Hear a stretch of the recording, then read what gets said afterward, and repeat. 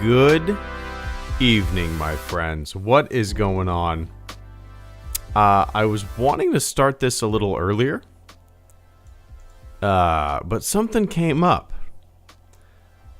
Something that is all too familiar to me, because I am a very clumsy idiot. So I sat down, brought my water up,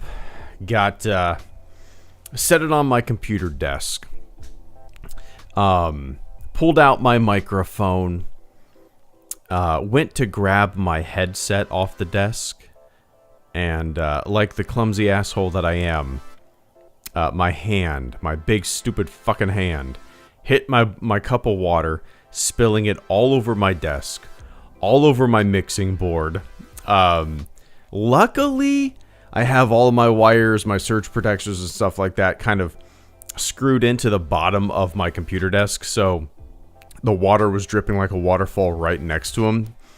So for the past 15 minutes, I've been trying to keep everything, get everything dry, and I think I was successful. And as I look down and say that, I see a big fucking spot of water right on my desk. It's all right; it's not near anything.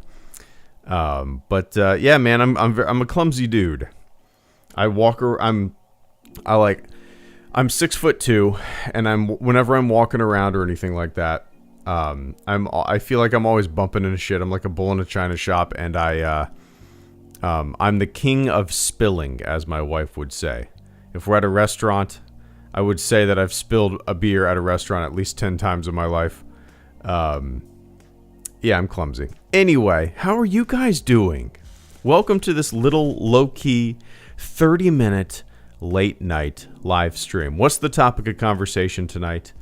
First of all, can you hear me okay? I ran a towel over my mixing board, and I might have accidentally messed up some knobs that I've had set for like a year.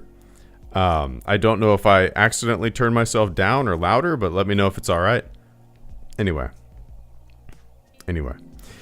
So the image that is the thumbnail of tonight's live stream is I was actually going through some boxes and bins that I got from my parents' house not too long ago. Just like old toys, old comics. But two of the giant plastic bins are filled with nothing but Goosebump books. And as I was going through the Goosebump books, showing my daughter the covers and explaining to her that, you know, these are the books that got me into reading. I used to go in the backyard and, like, you know, get inside of a tent and read Goosebump books for hours. As I was explaining that to her and showing her covers, I noticed something on the bottom, the very bottom of the plastic bin, and it was a magazine,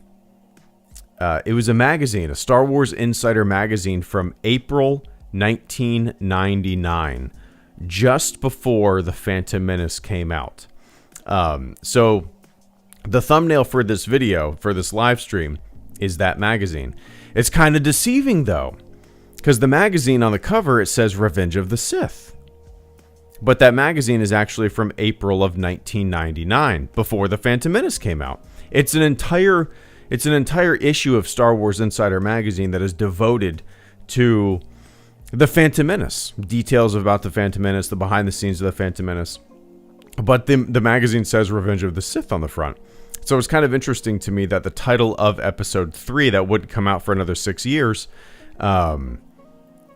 was on the cover of this in the Star Wars Insider magazine the whole time. So the title of episode 3 was on a magazine about episode 1. It's kind of interesting. Anyway, it's fun going back in time and looking at your old shit, right? I used to draw all the time, and I found so many of my old drawings from like elementary school and middle school, and it was kind of funny to look at them. Anyway, welcome, guys. What's on your mind? What makes you nostalgic? With Star Wars, not just Star Wars. What makes you guys nostalgic for your youth, I suppose? I don't believe in the good old days. When I don't believe, back in the good old days. The good old days is whenever you were a kid, right? Like the kids that are 15, 16 right now, 40 years from now, they're going to be the good old days in 2023. Every generation has the good old days, and it's dumb to me. There are no such thing as good old days objectively. They are, the good old days are subjective to you, right?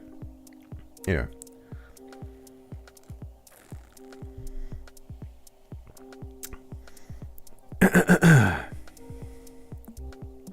Gave them away.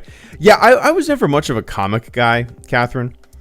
I have a handful. I was going through them. I have a lot of like really old Superman comics. I can't imagine that they're worth anything. Like as I was looking at them down in the garage, they're still in like the plastic sleeves. I would say I need to look at the dates, but they're super old. They're like, I don't know, I would say 50s, 60s, maybe some 70s. But as I was looking at them, they still had the price tag on the front when I bought them, and they were selling for $1. I can't imagine they're worth anything. I guess it's worth looking. But yeah, I've never been a big comic book guy, even when I was younger.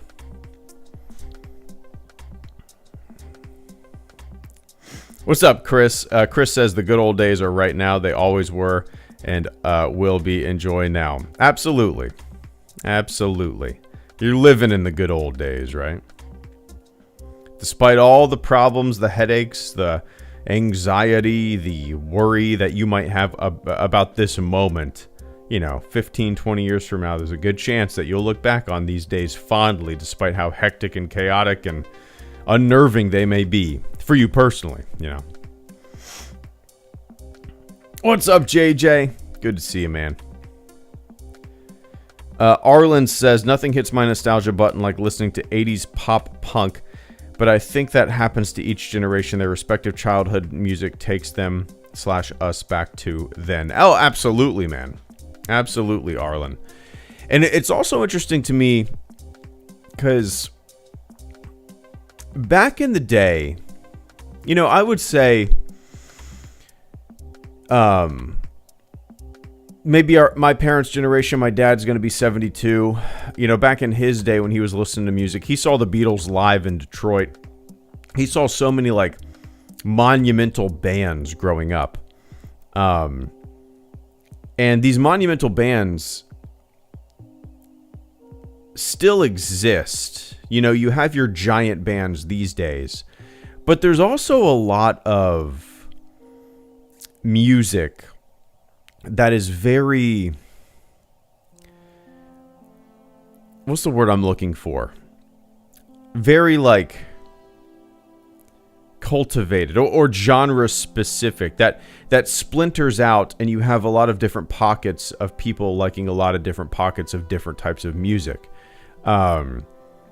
There's a lot of different genres of music these days. So it's not like everybody, sure, yes, like I said, there's giant bands out there these days, but there's nothing like the Beatles, I don't think, where everybody was listening to this one group. These days, it's way different, You can kind of cultivate and listen to what you like.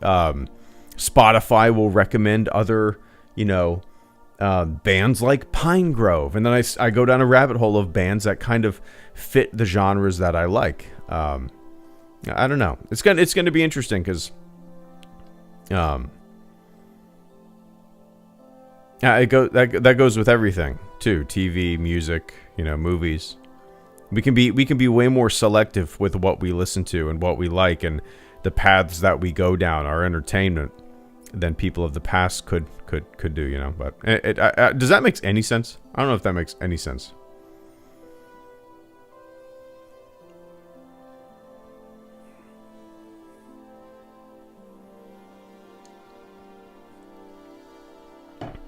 Yeah, Arlen, there's a couple YouTube channels that it's interesting. There's a couple YouTube channels that I occasionally will go to. I don't remember what they specifically are, but like if you Google like high school in the 90s or something like that, there's like home video of just kids like seniors or whatever in high school, and you kind of, it's like a 10-minute long video, and you can kind of just, it's a little time capsule of how life used to be, you know. I like, and even you can go even further back, you know, all those people who stabilize and better the quality of like really old film. I mean, there's video from like an 1880 of Paris that you can watch like 30 minutes of YouTube, just people walking around the street, you know. I'm sure you guys have all seen that kind of stuff. It's fascinating to me. Yeah. What is your favorite genre, Andrew? What's up, Andrew? Of music? I honestly, man, I don't even know what to call the genres of music that I like. I usually just name bands that I like, and kind of does the job. I like bands like Pine Grove. I like bands like Bright Eyes or Limbeck. I like Josh Ritter. I like American Football. I like Owen. I like a band called Slaughter Beach Dog. Just, yeah, stuff like that. I don't know if you're familiar, but yeah.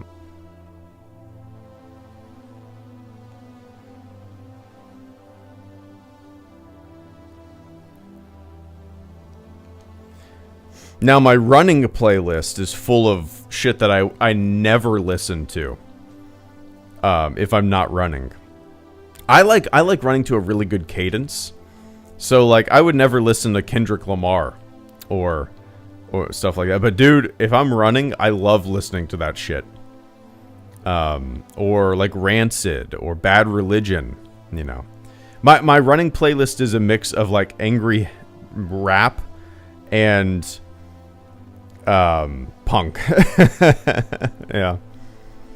What's up, Caretaker? I saw the thumbnail and thought you were going to read to us. No. I mentioned it at the beginning of the stream, but I was going through a couple boxes with my daughter of my old stuff, you know, boxes full of Goosebump books and comics, and in the bottom of the box, I found that magazine, Star Wars Insider from April 1999, and the entire magazine is about the Phantom Menace.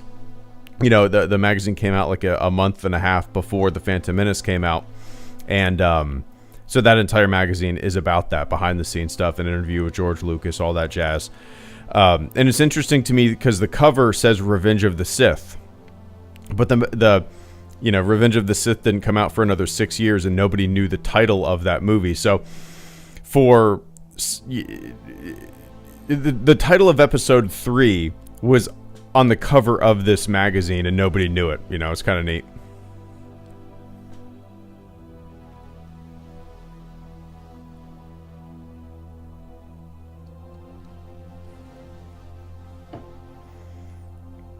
Nice, Richard. How much time do you have left?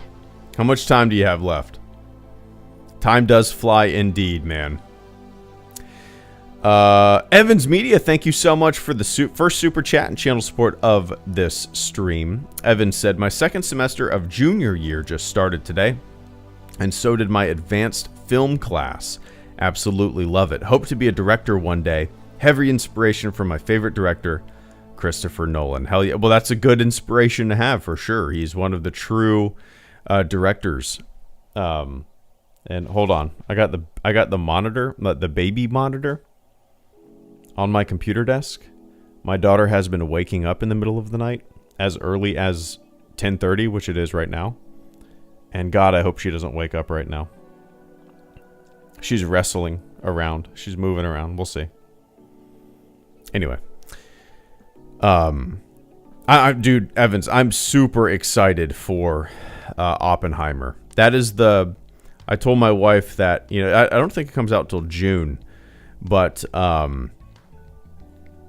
that we don't get very many date nights, you know, because we have a kid and busy career stuff and all that. And I told her, you know, the next date night that we have, or I'm going to say date day, because we like going to daytime movies. Like, give me the earliest showing possible. we're gonna go see Oppenheimer. Yeah, I can't wait. It looks great. I like Cillian Murphy. Crossing my fingers. Yeah, I am become death, the destroyer of worlds. But that's great, man. Congratulations. Have fun. Have fun. I've only taken one film class in my entire life. But life is a film class. Now, the only film class that I ever took was at a community college. I don't even remember what we watched. It was like right when I got out of the Navy. I just took some college classes so I could use my GI Bill. And one of those classes was a film class. And it was fun, you know. I don't really remember. Yeah, like I said, I don't really remember what we watched or what we did. But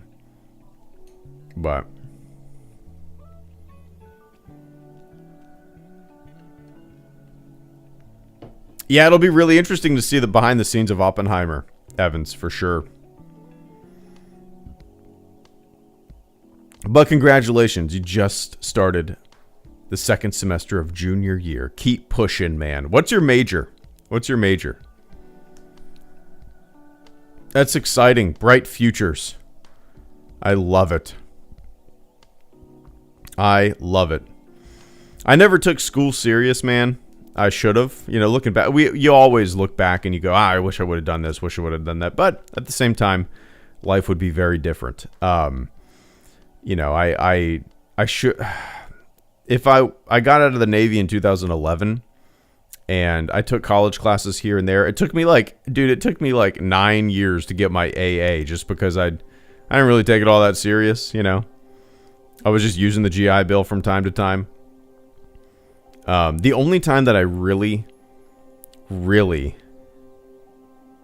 Oh, dude, you're in high school.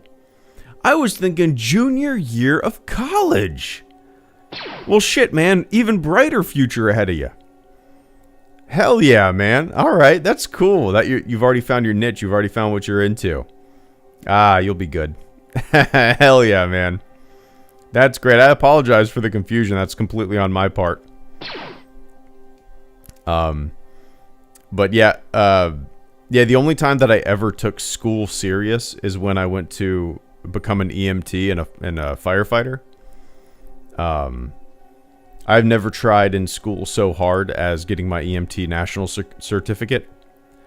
It was, and it is, I mean, I would say literally every single night I would be in the books for like 3 hours.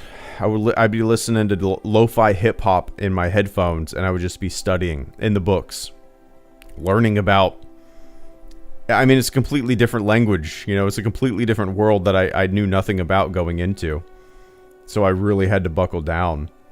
And passed everything first try, passed my national test first try. And it was really the only time in my entire life that I studied or gave a shit, you know.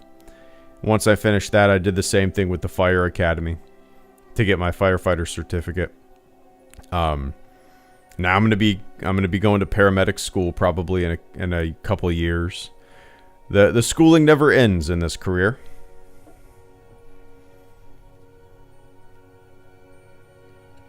Anyway, I appreciate that, Evans. And Vince, thank you so much, man. Good to see you. Vince said, just watched Generations, and it got me thinking, what is the worst Trek movie? Childhood's End is so great so far. Yeah, I need to check. I actually, did I tell you I started reading a Star Wars book? I don't know if I mentioned it on a live stream yet, but I've only read like 12% of it, so it's, I don't even know if I've done a live stream since I started reading it. It's the second book in the latest Thrawn trilogy. I enjoy it so far, but I don't... man, the worst Star Trek movie. I can tell you what my favorite Star Trek movie is. Probably First Contact. What's your favorite, Vince? I'm going to keep an eye on the chat. Star Trek movies. There's, you know, I don't even know if I can name them all, to tell you the truth. And I don't know if I've ever seen all of them. Star Trek the Motion Picture, I saw that, again, I saw Star Trek the Motion Picture probably when I was 10, 11, 12. I don't know. So I barely remember that movie, but I know for a fact I've seen it. Alan Dean Foster. Alan Dean Foster wrote the story for Star Trek The Motion Picture. He also wrote the novelization for the film adaptation of Star Wars. Huh, I didn't realize that. That's kind of cool. It all comes together. Wrath of Khan. I've seen Wrath of Khan. I don't know if I've ever seen The Search for Spock or The Voyage Home. There's actually more original series Star Trek films than I realized. And I don't know if I don't know if I've ever seen 4 out of the 6. I don't think I've ever seen The Search for Spock, The Voyage Home, The Final Frontier, The Undiscovered Country. I've never even heard of The Undiscovered Country, I don't think. Huh.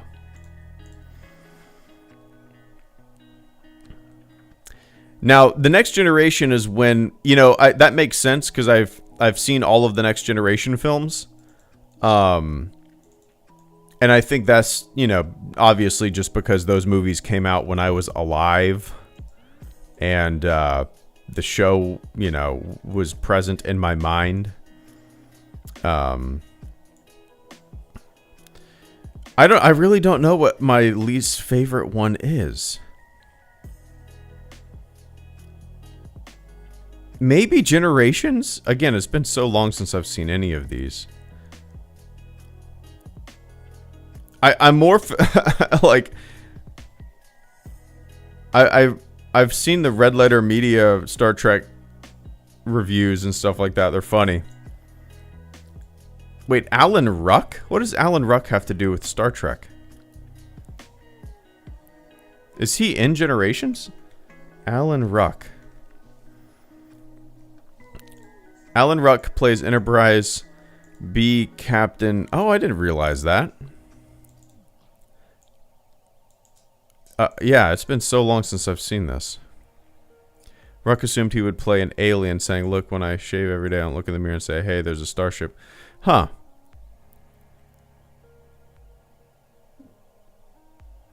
Interesting. You just made me realize I have not seen a lot of Star Trek movies. I can't, honestly, they're not present enough in my mind to pick a least favorite Vince, to pick a worst. The only one that's ever really stuck with me was First Contact. That's the one that I watched the most as a kid. But yeah. Picard makes a choice at the end and it's so incredibly stupid. Oh, and Generations? Nah, I barely remember these. Is Insurrection the one where... Wait, no. Which one does Data get? Data has like a motion chip. A motion chip. Or was that an episode? Okay, that was Generations. Okay.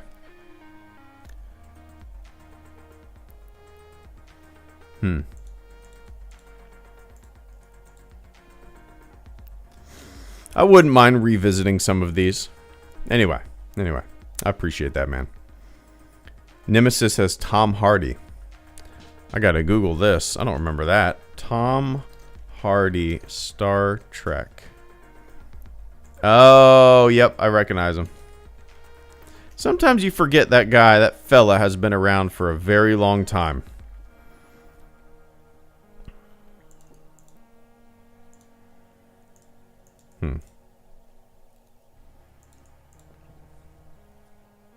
Anyway.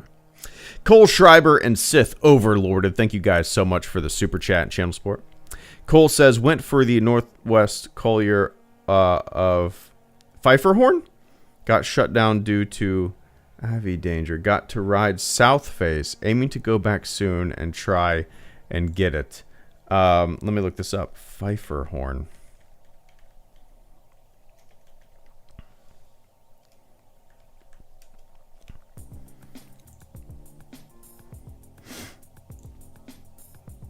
That Cole, that looks terrifying. That looks terrifying to me. I mean, just because I don't know how to ski. I've never skied my entire life. I've only snowboarded. But again, I've only snowboarded like I think I've snowboarded 2 times in 2 days that were back-to-back days. That was in West Virginia, like literally 20 years ago. That looks terrifying. That's awesome, man. You're probably familiar. I started watching a documentary called The Alpinist about a 23-year-old kid who free solos like just crazy alpine cliff faces and shit like that. The documentary is great. I'm like halfway through, and then my family came home. I started when I was like eating lunch, and I got sucked into it. And then my family came home, and I stopped it. I'll finish it eventually, but wild stuff, man. What I liked about this kid, if you haven't watched the documentary, and I'm sure you're familiar, but what I liked about this kid, he has like no social media presence. He's never done an interview in his entire life, but he's breaking crazy records. He's free soloing these mountains. He doesn't want any publicity. And then they made a documentary about him, and when they interview him, you can tell he's super nervous. He's not looking for any kind of fame. He's not looking for any kind of North Face deal. He just does it for the love, and he's like an old soul, and he's just like a cool 23-year-old kid climbing mountains without ropes, and doesn't give a shit if anybody knows he's doing it. It's kind of cool, man. But anyway, keep having fun. That's what it's all about. Hell yeah, Cole. We not that this is anything close to that, but we got a cabin. We rented a cabin coming up in North Georgia in a couple months, and me and my wife and my daughter like going hiking. And oh, you met the guy? Really? That's crazy. That's crazy. Damn. Yeah, we got a cabin coming up North Georgia. Gonna do some hiking, and we like to do. We try to do a cabin trip every year. Me and my wife and my daughter. Yeah, always look forward to it. Try to get some astrophotography, make a couple campfires, play out in a big field, do some hikes, go to some local breweries. It's nice to get out there, But anyway, Cole, have fun, man. I appreciate it. And Sith Overlorded. There are a few movie types I don't like, such as gangster movies. Though I will rewatch Casino a lot. Gangster movies kind of repeat the themes a lot to me. It's funny that you say that. I'm the same way. There's a lot of gangster movies that run together. I have a hard time remembering what happened in certain ones because, like you said, they repeat the themes and they're so similar to one another. I've never got there's also a lot that I've never seen, just because the genre doesn't really interest me all that much. Like, I get it. These guys are scumbags. I get it. So yeah, the genre as a whole has never really appealed to me all that much. The Sopranos is kind of the exception. I mean, The Godfather is great. Don't get me wrong. I've never liked Scarface. Like, I saw Scarface years ago, probably when I was like 18 for the first time. Just got around to it, watching it, and like I was like, what's the big deal? I don't know. I don't really understand the hype for that movie. But yeah, I'm kind of the same way, man. It's a genre that doesn't appeal to me, and yeah, I don't really get the appeal of it as a whole. Sopranos, like I said, is different. It's very it does have some of those themes, but it's also, dude, the mob boss Tony Soprano sits down with a therapist half of the time. It's deeper than just like, I'm gonna fucking break your kneecaps. You know what I mean? But yeah, I'm with you. Sith Overlorded also says, hey Greedo, I sent you some trooper templates on Instagram. Just curious what you think of them. Oh, like as a DM? I never. It is very rare for me to check my messages on Instagram, as I can tell. Oh, nice. 35 minutes ago. Here's some custom trooper designs I've made. Oh, those are cool. First Order. Imperial. I dig it. What'd you make it in?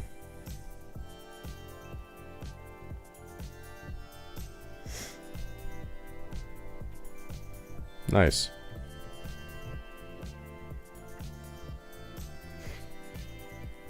That's fun. I dig it.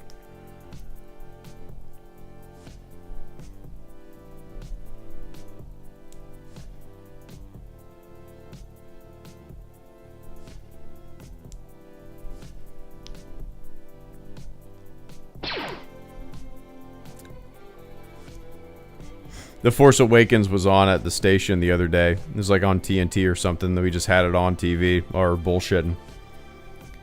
I forgot how fun that movie is. I haven't watched it in years. It's a fun ass movie, man. Anyway, I appreciate that, Sith. Vince, thank you so much. Vince says, thank you for recommending the right stuff, by the way. Quickly became a favorite. Watched it this weekend. Nice. Do you think Gus actually screwed the pooch? You know, that is hotly debated. I tend to, and maybe it's just my love for astronauts and those death-defying devils, especially the Mercury 7. But I tend to believe him. You know, new technology, things are wonky. The hatch just blew. I tend to believe him. And apparently a lot of I can't remember which astronaut spoke on it about that scene. But he didn't like it, and he thought it painted Gus in a poor light. So you know, I tend to give him the benefit of the doubt and believe him that the hatch just blew. But yeah, Vince, yeah, I'm glad you watched it. It's so Vince is talking about one of my favorite movies of all time. It's in my top 5. It's called The Right Stuff, and it's about America's first astronauts, the Mercury 7. And it's like, I don't know, what is it, like 3 hours, 3.5 hour long movie, something like that. Let me look it up. The Right Stuff, not the show, the movie from 1983. How long is it? Come on, where are you? How long is it? Yeah, 3 hours and 13 minutes. Has a 96% on Rotten Tomatoes. It's in my top 5. It's called The Right Stuff. Again, it's about the America's first astronauts, kind of the start of the space program, the start of the space race. It's a funny movie. It's it's a tense movie, but I can't express enough how much I love The Right Stuff. Again, the film from 1983.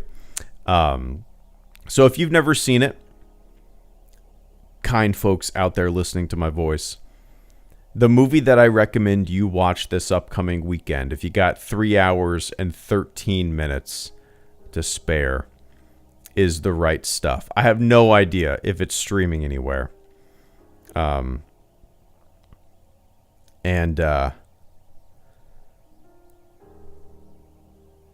it's you know, it's very dramatic. It is, but it's also surprisingly funny. You have these 7 astronauts, and they all have very unique personalities. They're all, you know, obviously highly ego driven. They're all, I'm the best pilot. Who's the best pilot you ever saw? You know, they're all cocky as shit, which they're all like, just watch it. Just watch The Right Stuff. It's so good. It has so many familiar faces. It has Ed Harris in it. You know, you'll recognize so many people. Sam Shepard. Who else? Dennis Quaid. Gus Grissom is played by Fred Ward. Yeah, it's so good. It's so The Right Stuff. Watch it. The Right Stuff, people. It's fantastic. Anyway, I'm glad you got around to watching it, man. It is, yeah, I would agree. Perfect movie. Biases aside. Anyway. Arlen Kunder, thank you so much for the super chat and channel support. Watch a YouTube of the ST6 space battle. So good. ST6. What's ST6? ST6 space battle. ST6.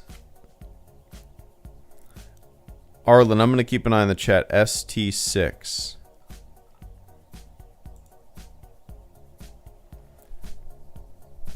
Are you talking about Return of the Jedi?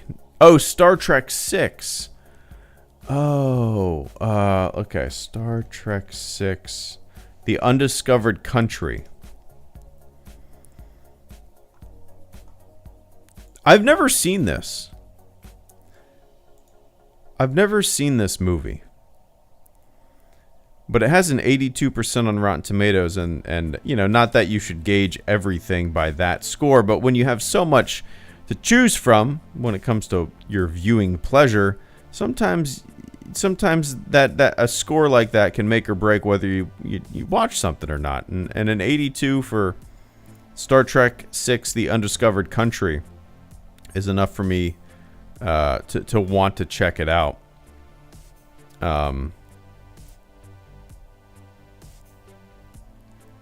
Okay.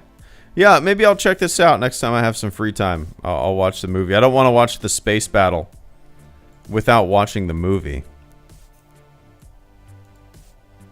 Huh. I'm going to keep this up, Arlen, just so I remember. Is it streaming anywhere? Let's see. Streaming. Probably on, what, Paramount owns all that shit? Right? Oh, it's on Hulu, it looks like, unless you gotta buy it. Huh. Alright. I'll check that out. Anyway, I appreciate that, Arlen. I could go for a Trek movie.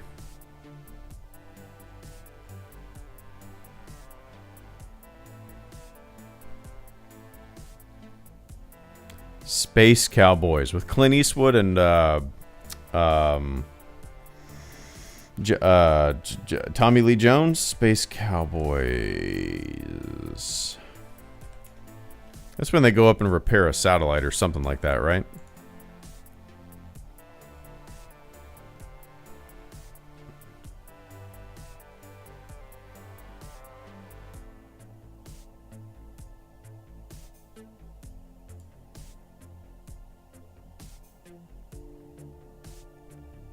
Maybe not.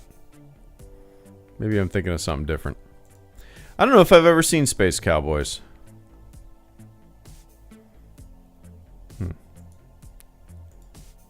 So I got Star Trek 6 and Space Cowboys.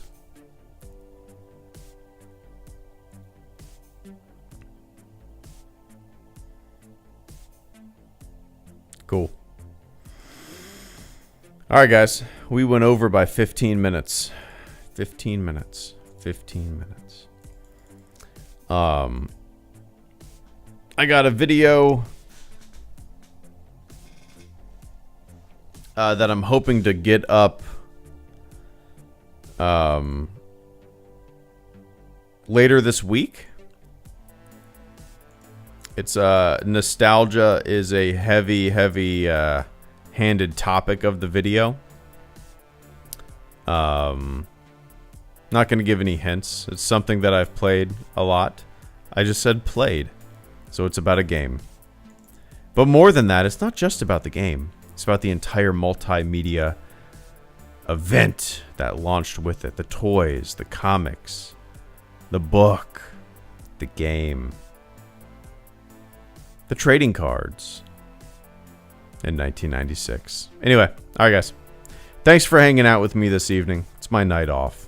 Figured I'd come hang out with you.